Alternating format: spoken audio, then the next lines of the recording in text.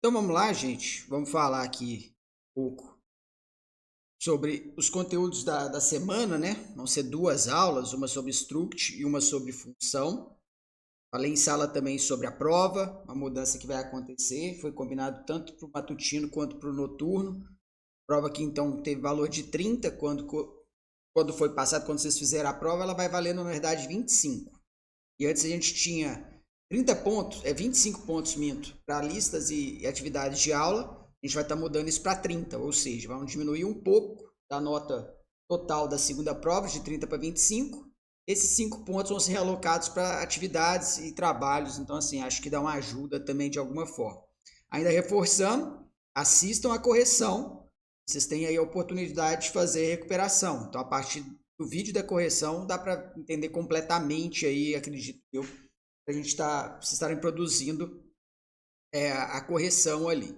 A correção, eu acho que a prova de maneira geral, as 3 primeiras ok, a quarta era mais difícil de fato, a ideia ali do Sudoku, a minha ideia dentro dela, não comecei a correção, é corrigir mais a questão de linhas e colunas. O quadrante vai ter uma vista grossa em cima do quadrante mesmo e tal, então assim, claro que eu vou valorizar pessoas que caminharam ali dentro, mas a penalização não vai ser pesada em cima de quem não trabalhou o quadrante, porque era a parte complexa da coisa.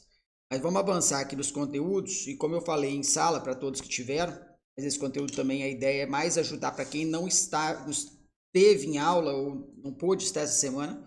Eu falei que a gente perde uma aula dessa aqui, a gente fica totalmente perdido. Então, assim, para a próxima vez que eu lecionar essa disciplina, ou para futuras disciplinas de programação, eu pretendo, se o tempo permitir também, né?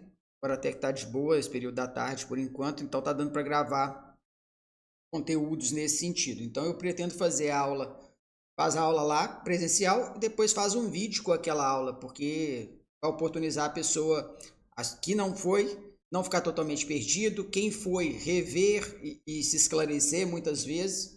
Foi o que eu comentei. Diversas pessoas aí ao longo do semestre falaram, aquele vídeo que você mandou me salvou, aquele vídeo depois que eu vi ele 10 vezes eu entendi. Então, tipo assim, a ideia é que vocês entendam. Então, se o vídeo está ajudando, que ótimo. Então vamos lá. Vamos entender agora esse novo conteúdo aqui que é struct, ou estrutura.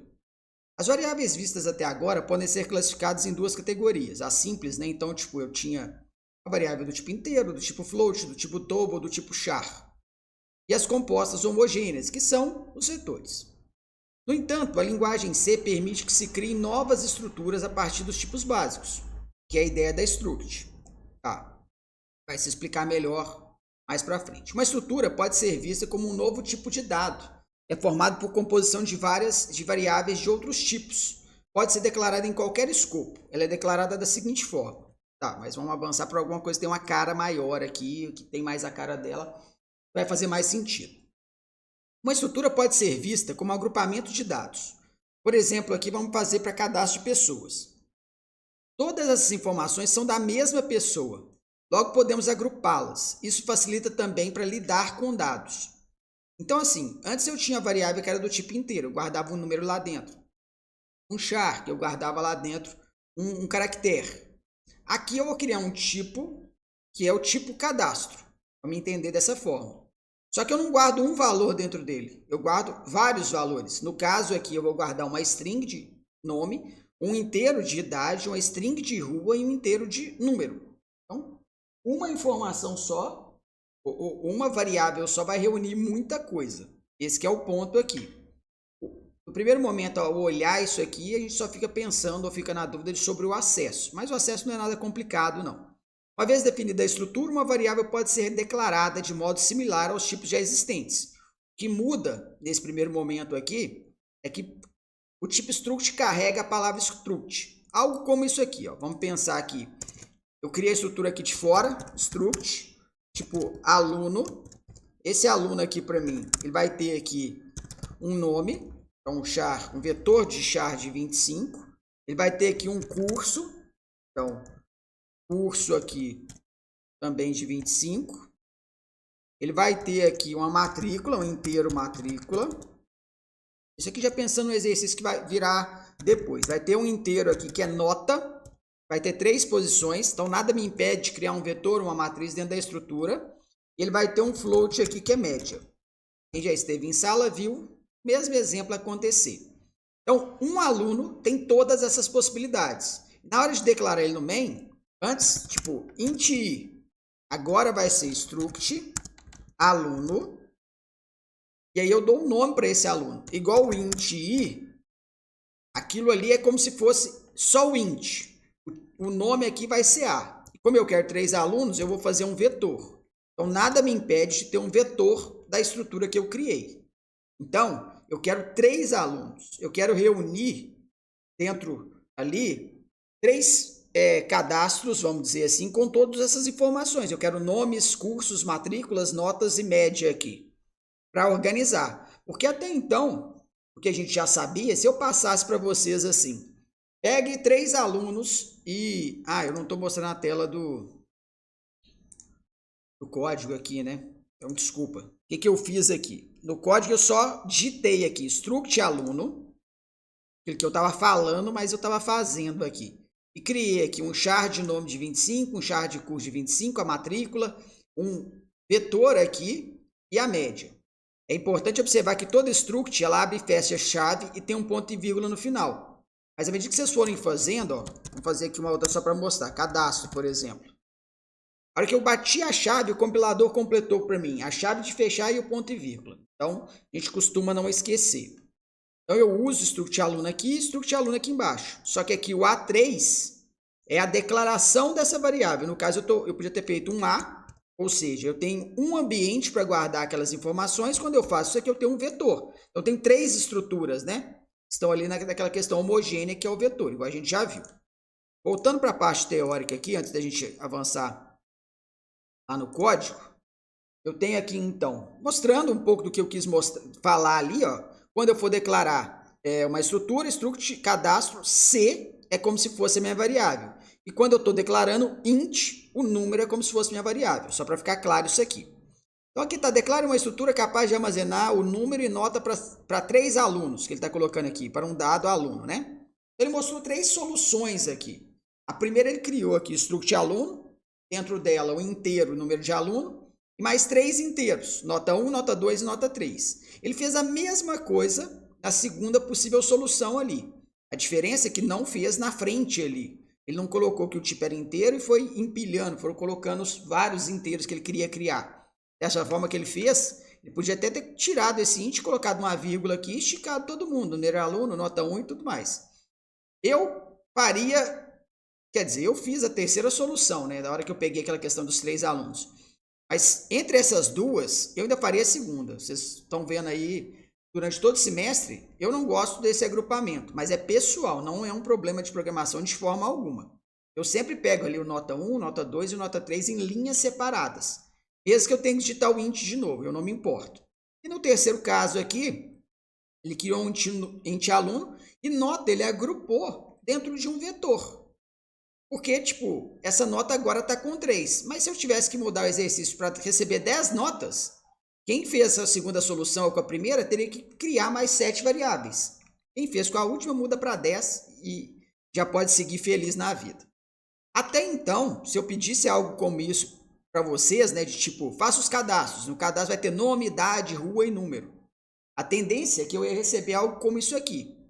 4 variáveis para nome, 4 variáveis para idade, 4 variáveis para rua e 4 variáveis para número. Era uma das formas de fazer. 4 ainda é um número ok para se fazer isso aqui. Porém, se fosse 100, fica inviável. Eu ia ter que ter aqui, mesmo que eu colocasse uma matriz para reunir ali vários nomes, um vetor para reunir as idades, outra matriz para reunir as ruas e outro vetor para reunir os números, eu vou ter uma complexidade maior. A gente lá no dia da aula de string, lá na atividade de aula, no final dos slides, vocês podem até revisitar lá, tinha uma atividade que era receber 3 nomes e 3 notas desses alunos e depois calcular e imprimir o nome do aluno que tinha a maior nota. A gente teve que lidar como? Pegou as strings e recebeu, e pegou as notas e recebeu separado, e depois classificou aquilo ali e tudo mais. A ideia da estrutura, como tudo vai estar junto, facilita muito isso aqui. Deixa de ser essa ideia cheia de variáveis soltas e passa ao quê? Como se fosse o nome 1, idade 1 e rua 1 e número 1, está no mesmo objeto. Tá, até agora a gente não manipulou. Então, isso aqui, aqui fez um C a mais, mas pensa só até o C4. Isso aqui é a mesma coisa que isso aqui. Porém, tipo, a estrutura está lá, a estrutura é como se fosse um modelo. Falei nas aulas, é que, tipo assim, uma das formas de se programar é a programação orientada a objetos. Uma das formas mais usuais e comuns aí no mundo da programação é a orientação a objeto.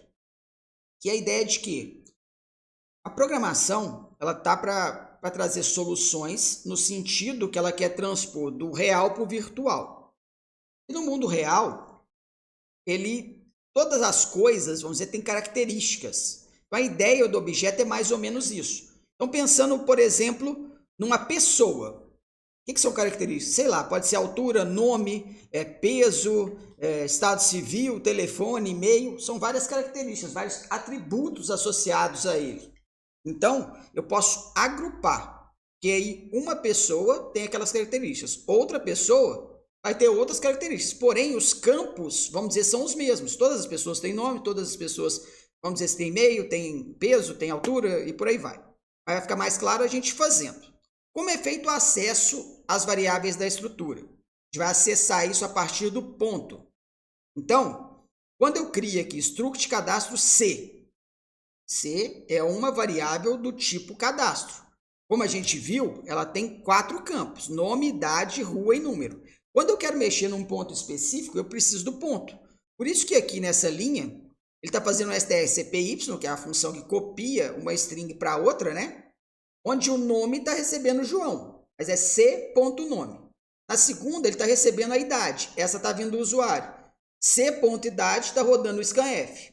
Depois, novamente, é uma string, então está com strcpy, mas c.rua. E no último, ele obrigou aquele número ali, né? Tipo, atribuiu direto, não veio do usuário, c.número 1082. Então, basicamente, ele pegou as variáveis que eu tenho e foi dando um ponto nelas aqui, c.nome, c.idade, rua, c.rua e c.número, para estar trabalhando. Aqui ele mostra também que a gente pode inicializar essas variáveis. Então, tipo, quem for o primeiro aqui corresponde ao primeiro de cá, quem for o segundo corresponde ao segundo. Mas não é o nosso ponto. Aqui ele está mostrando para receber do usuário, nada de diferente, a gente já tinha o scanf lá, que só está mostrando a questão do gets para as strings e não mais uma atribuição para o strcpy. E tá. Nota que cada variável dentro da estrutura pode ser acessada como se apenas ela existisse, não sofrendo nenhuma interferência das outras. Uma estrutura pode ser vista como um simples agrupamento de dados. Se faço scanf para a estrutura .idade, isso não me obriga a fazer um scanf para a estrutura .número. Aqui, no exemplo, eu preenchi todos os dados. Eu preenchi nome, preenchi idade, preenchi rua, preenchi número. O que ele quer dizer ali é que eu posso preencher só o nome, eu não sou obrigado no momento de preencher o nome, preencher a idade, preencher a rua e preencher o número. Eu preencho quando eu quiser. Voltando por exemplo anterior, se ao invés de 4 cadastros quisesse fazer 100, foi até o que eu tinha dito. Se eu quero fazer mais, eu preciso, e a gente já aprendeu isso aqui, usar vetores. Tanto que no meu exemplo aqui, em código, já está até com vetores. E é o que ele fala aqui. A solução é criar array de estrutura. Sua declaração é similar à declaração de um array de tipo básico. Só que agora é struct cadastro, ele deu um nome aqui de CAD de 100 posições. Desse modo, declara-se um array de 100 posições, onde cada posição é do tipo struct cadastro. Então, ficaria mais ou menos daquele jeito ali, ó. Na posição 0, eu tenho como guardar nome, idade, rua e número. Na posição 1 também, na 2 também, na 3 também, na 99 também, já que é um array de 100. Todas as posições têm esse formato do objeto. São todos os campos da estrutura. Porque igual eu tenho um vetor de inteiros, onde cada posição é inteiro, aqui cada posição é uma estrutura. Tá. Ele está mostrando aqui que a diferença é que a gente manipula ainda com o ponto. Porém, agora depois do colchete é que eu coloco o ponto. Então, nesse exemplo que está aqui, ó. Ele criou um cadastro C de 4 posições, criou um int i, o i ele iguala a 0, i menor que 4, i mais, buscou um nome, buscou uma idade, buscou a rua, buscou um número. Porém, agora está C na posição i. E a ideia é que o i vai começar valendo 0, quando iterar i vale 1, depois 2, depois 3. Ou seja, preenche todos os campos aqui. Mas vamos fazer o nosso aqui, que é mais fácil, né? Tipo, ele está com o exercício dele ali, mas vamos fazer esse aqui. A partir dessa estrutura que eu criei, eu vou fazer um exercício que recebe esses nomes, preenche esses dados. Então, aqui, vou ter um int i igual a 0, vou fazer aqui um for de i igual a 0, quanto i menor que 3, e mais, porque são 3 alunos aqui no caso. Aí eu vou receber o nome, então setBuff, stdin, vírgula, nu, só para dar uma limpada, depois gets, e aí o primeiro que eu vou receber, então vai ser a na posição i, ponto. Quando eu coloco aquele ponto ali, ele já me mostra que essa variável ela tem propriedades, atributos, variáveis internas dela. Que eu tenho ali curso, matrícula, média, nome e nota. E nesse caso eu quero o nome. Depois eu quero fazer a mesma coisa para curso, que é mais um desses aqui, que tem também é string. Depois eu quero a matrícula, então scanf aqui, porcentagem D, guardo lá em A na posição I, faltou o I comercial aqui, né? É scanf normal, I comercial, ponto matrícula. Ponto matrícula, beleza. Depois eu tenho que fazer para nota. Tem duas formas de lidar com a nota. Ou você faz 3 scanfs aqui, forçando as posições 0, 1 e 2 da nota, do vetor de notas, ou pode fazer um for, que é o que eu vou fazer aqui. Então, int j igual a 0, onde eu tenho aqui for j igual a 0, enquanto j menor que 3, j mais. Para ser a iteração das posições do meu vetor de nota. E aqui eu vou fazer um scanf, porcentagem D normal, vou guardar no endereço de quem? A na posição I, ou seja, de cada aluno, eu vou guardar na posição nota, só que nota é um vetor, aqui J. De forma que o quê? O que ele vai fazer? Ele vai guardar aqui no primeiro momento no aluno 0, na nota 0. Depois o aluno 0, nota 1. Aluno 0, nota 2. Quando o J for 3, ele sai daqui. Então, já vai ter feito. Outra coisa que eu quero utilizar aqui de uma vez é para fazer a média. Então, A na posição I, ponto média, vai ser igual a na posição I. Paguei, né? A na posição I, ponto média, mais o A na posição I, ponto nota na posição J. Esse número que vai chegando, porque eu quero somar todas as possibilidades aqui, todos os valores que entraram, para ao final eu calcular essa média, porque média vai ser esse valor que está lá de média, que na verdade ele é uma soma, dividido por 3. Eu vou ter essa média aqui, porque são 3 notas. E eu tenho isso aqui de cada aluno agora. Beleza. Então, após isso eu vou imprimir para ver se funcionou. Um for de i igual a 0, enquanto i menor que 3, i mais. E aí, para fazer a impressão, eu vou fazer o quê? Um printf. Vou fazer todo mundo um na frente do outro. Porcentagem S que vai ser para o novo, porcentagem S que vai ser para o curso, porcentagem D que vai ser para a matrícula, porcentagem D para a nota 1, porcentagem D para a nota 2, porcentagem D para a nota 3 e porcentagem F para a média. Quem vão ser os impressos aqui, então? A na posição I, ponto, nome. Depois, A na posição I, ponto, curso. Depois, A na posição I, ponto, matrícula. A na posição I, ponto, nota. Aqui eu vou forçar ela para a gente ver dos dois jeitos. Como que é o forçar? Posição 0.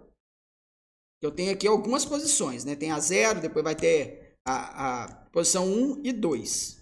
Então, só para ter aqui, ó, A na posição I, ponto, nota na posição 0, vírgula. A posição 1, vírgula, posição 2. Porque são 3 ali para notas. E para fechar, A na posição I, ponto, média. Esse código aqui, ele vai ser enviado para vocês. Então, depois dá para conferir com calma, entender ele aqui. Aqui eu usei para manipular essa parte da nota um vetor. Aqui eu usei as posições fixas aqui. E aqui, teoricamente, é para ele fazer para todos. Só soltar uma linha aqui e vamos ver se isso roda, né? Vai acontecer aqui, se vai dar certo, se vai rodar de boa, do jeito que está aqui. Então, eu vou receber Vou manter aqui A, aí aqui a matrícula, agora são as notas, 1, 2, 3. B e B, 2, 2, 3 e 4. C e C, vai ser 3, 3, 4 e 5. Espera que ele não imprimiu nada não. Alguma coisa aconteceu aqui. Porque aqui eu coloquei um menos aqui. Gente, foi isso, por isso que não teve impressão. Então, de novo. A e A, então é nome, curso, matrícula e as 3 notas. Nome, curso, matrícula e as 3 notas. Nome, curso, matrícula e as 3 notas. E aí ele imprimiu para mim. E a primeira foi A, 1, 1, 2, 3 e 2 ali, que ele colocou ali. Quer dizer, o 2 já vem da média, né? Que a média foi calculada. 1 mais 2 mais 3 é 6, por 3 é 2. 3 mais 4, 2 mais 3 mais 4 é 9, por 3 é 3. 3 mais 4 mais 5 vai ser 12, por 3 é 4, e por aí vai. Então, assim, funcionou a minha entrada, eu consegui alimentar a minha estrutura e estou imprimindo ela aqui para provar que eu consegui. Uma grande vantagem dessas questões de utilizar a estrutura, que elas podem ser copiadas umas nas outras. Quando a gente estava trabalhando com string, não era possível, eu tive que utilizar a função strcpy, ou eu tinha que fazer um vetor e copiar caractere a caractere. Aqui eu tenho um ganho que eu posso atribuir uma na outra. Ele está mostrando ali, ó, struct cadastro C1 e C2. C2 pode ser guardado em C1. O que eu não posso é ter uma struct cadastro, uma struct ficha, tentar guardar uma na outra, porque são coisas diferentes. Onde que eu tenho ganho com isso aqui? Aqui não estava o slide, deixa eu voltar o slide para a gente ver. Então assim, ó, o próximo slide foi esse. Eu tenho aqui struct cadastro C1 e C2, eu posso guardar C1 e C2, C2 e C1. Agora eu não posso ter uma struct cadastro C1 e uma struct ficha C2 e guardar uma na outra, porque são coisas diferentes. Na prática isso aqui, vou trazer para cá, o que que é? Vou colocar aqui agora como se eu tivesse 5 alunos. 5 alunos. Então, eu mudei aqui para 5 e aqui para 5. Na hora de receber, eu não vou mudar para 5. Por quê? Porque eu quero só receber 3 mesmo. E os outros eu vou replicar, vou fazer essa cópia. Então, aqui, A na posição 3, ou seja, a quarta posição, vai receber o A na posição 1. Então, vai ser ali o que eu coloquei como B. E o A na posição 4 vai receber o A na posição 0. Vai receber, eu estou fazendo na ordem, né? Então vai ser A, B e C. Então aqui vai ficar, na hora de imprimir o 5, vai ser A, B, C, B e A. Vamos ver se isso funciona. Vou colocar as mesmas notas, as mesmas informações que a gente tinha de antes. Então A e A, matrícula é 1, a nota é 1, 2, 3. B e B, matrícula é 2, a nota é 2, 3, 4. C e C, a matrícula é 3, a nota é 3, 4 e 5. E aí ele imprimiu para mim. A primeira informação foi o A, segundo o B, o terceiro o C, a quarta o B e o quinto o A. Eu só recebi 3 do usuário, mas essa atribuição que eu fiz copiou de um lado para o outro. Onde vai estar o grande ganho disso aqui? O grande ganho disso aqui vai estar aqui, por exemplo, na ordenação a partir de um número que eu quero. Eu quiser aqui uma média, por exemplo, ordene, imprima os nomes a partir do cálculo da média. Dava para trocar de posição ali muito mais fácil. Eu criaria uma struct auxiliar, passaria então de um para o outro, aquela ideia normal da troca ali que a gente já está acostumado. Tá. Isso aqui vai chegar num ponto que ele vai pedir para a gente fazer um exercício igualzinho aquele que eu fiz. Está mostrando que em array dá para fazer. Deixa eu colocar na tela para vocês. Então, array dá para fazer a mesma coisa, tanto que eu fiz com array, né? Então, está guardando da posição 1, na 2 na posição 1. Nota que nesse caso os tipos dos diferentes elementos do array são sempre iguais. E ele está falando aqui que eu posso ter uma estrutura de estruturas. E a ideia é assim que eu posso, dentro de uma estrutura que eu criei, ter outra estrutura que eu já tenha criado. A ideia é que o C funciona de maneira cronológica. Então, para usar uma estrutura em algum lugar, ela tem que ter sido criada antes. Igual naquele exemplo ali, ó. Ele está fazendo um tipo ali que vai chamar cadastro, e o cadastro tem nome, idade e tem uma struct endereço ender. Então, o struct endereço vai ser o tipo. Dá para guardar endereço. Ender é como ele quis chamar ele ali. O que é esse ender? O que é esse endereço? É a estrutura que está em cima. Endereço é uma estrutura que tem rua e número. Então, ele podia ter feito a de baixo, tira aquele struct endereço ender e escreve aquelas duas linhas, char de rua e int de número. Funcionaria. Só que está começando a isolar. Isso é uma coisa muito comum para banco de dados. Quando vocês forem fazer a disciplina de banco de dados ou coisas ligadas a banco de dados, isso aqui vai fazer mais sentido. Mostrando isso aqui na prática, vamos dizer assim, como que eu preencho, o que muda? Como é uma estrutura dentro de uma estrutura, novamente eu tenho que usar o ponto. Como assim? Novamente eu tenho que usar o ponto.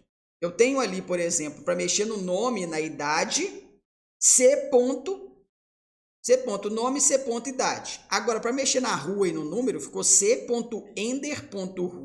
e C.ender.número. Por que é isso? Porque ender é essa variável. Igual o nome é uma variável, idade é uma variável, ender é uma variável. Só que a variável ender tem variáveis dentro dela, que é rua e número. Sempre que eu vou acessar alguma coisa que está dentro, eu uso o ponto. Por isso que aqui o C tem dentro dela nome, idade e ender. Então, nos primeiros, ó, C.nome, C.idade, C.ender. Dentro do ender ainda tem rua e número. Beleza, vamos avançar aqui. Também consigo inicializar. A gente nem tem costume de inicializar essas variáveis, mas, tipo, ele mostra por blocos ali. Ele está mostrando que eu tenho um struct ponto, que é início e fim. A struct toda é um retângulo. Dentro dela eu estou utilizando a struct ponto, que tem ali início e fim. E a struct ponto tem x e y. Então, quando eu preencho isso aqui dessa forma, as duas chaves aqui, essa tem uma chave maior e a primeira chave tem 10 e 20. Então, esse 10 vai para o x e o 20 vai para o y. E na segunda, o 30 vai para o x e o 40 vai para o y. Ele segue a ordem cronológica. O primeiro grupo é o início, o segundo grupo é o fim. A linguagem C permite que o programador defina os seus próprios tipos com base em outros tipos de dados existentes. Para isso, utiliza-se o comando typedef. Hoje, a forma geral é typedef, tipo existente, novo nome. Dá para se fazer isso aqui, só não vejo sentido nenhum. Note que o comando typedef não cria um novo tipo chamado inteiro. Ele apenas cria um sinônimo de inteiro. Então, eu posso fazer aquilo ali, ó. Typedef inteiro. Aquilo é como se eu criasse um apelido, um sinônimo para inteiro. Então, na hora de criar, e a gente está vendo isso aqui no main logo abaixo, eu posso criar int x igual a 10, que é o padrão que a gente está acostumado, ou, já que eu fiz esse typedef, eu posso usar inteiro y igual a 20. Estou dando um apelido para inteiro. Não vejo muito sentido nisso aqui. Aonde eu vejo sentido? Nas estruturas que eu criei. Typedef é muito utilizado para definir nomes mais simples para a estrutura, evitando carregar a palavra struct sempre que referenciamos a estrutura. Até agora, todo lugar que eu usei a estrutura, o struct veio junto. Então, se a gente for voltar no nosso código, eu tenho aqui, ó, aqui está o modelo struct aluno na hora que eu fui declarar struct aluno. A ideia é sumir aqui no main com esse struct. E para isso é simples, é só colocar um typedef aqui, ó, typedef. Pronto. Para alguns compiladores, ele vai exigir que aqui antes, ó, do ponto de vista, você coloque o mesmo nome ou um nome diferente, como você preferir.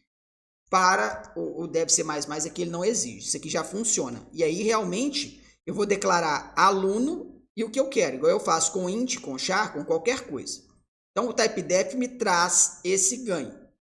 Aqui o que mostra no slide, ele mostra também usando esse final ali, né? Então, tipo, ele criou aqui um cadastro, struct, depois ele mostra da outra forma.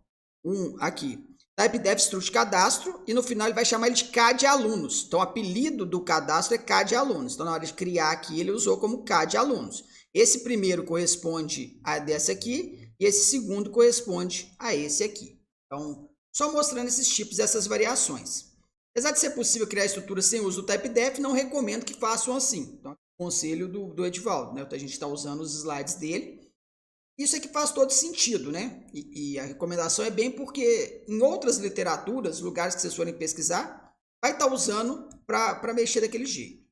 Aí depois tinha um exercício, que para quem estava em sala de aula, eu pedi para todo mundo fazer mais ou menos até o ponto ali, que é criar uma estrutura para representar a matrícula, que é um inteiro, as notas N1, N2, N3 e média geral de um aluno, além de seu nome e curso que está cursando, que eu já fiz ali. Em seguida, leia por meio do teclado os dados de 5 alunos e armazene. Tá. Isso o pessoal fez em sala. Em sala, cada um foi tentando fazer. Alguns conseguiram, alguns não, mas eu corrigi. Mas era bem esse código aqui, ó. A única diferença é que eu estou imprimindo ele aqui. Eu inventei moda com isso aqui. E, tipo, Basicamente vai ter que mudar para 5 aqui e receber os dados, né? Então, tipo assim, vou deixar isso aqui, mas vocês vão lembrar depois. E esse exercício que está no PDF vai ser o primeiro exercício da atividade de aula, que é aquela atividade que a gente faz todo final de aula para ver se a gente entendeu. Só que o que você vai ter que fazer? Não é para imprimir todos que eu fiz, é para apresentar os dados do aluno que obteve a maior média geral. Então, para imprimir o aluno de maior média geral. Apresentar os dados do aluno que obteve a maior nota entre as 3 recebidas.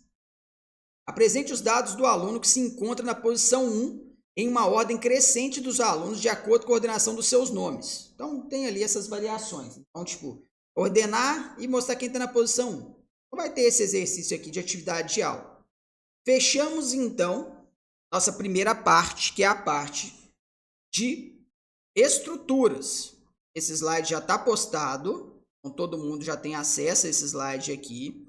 Vale passar pelo slide, vale rever, prestar atenção nessa aula. E agora eu vou gravar a segunda parte, a segunda aula, que foi função.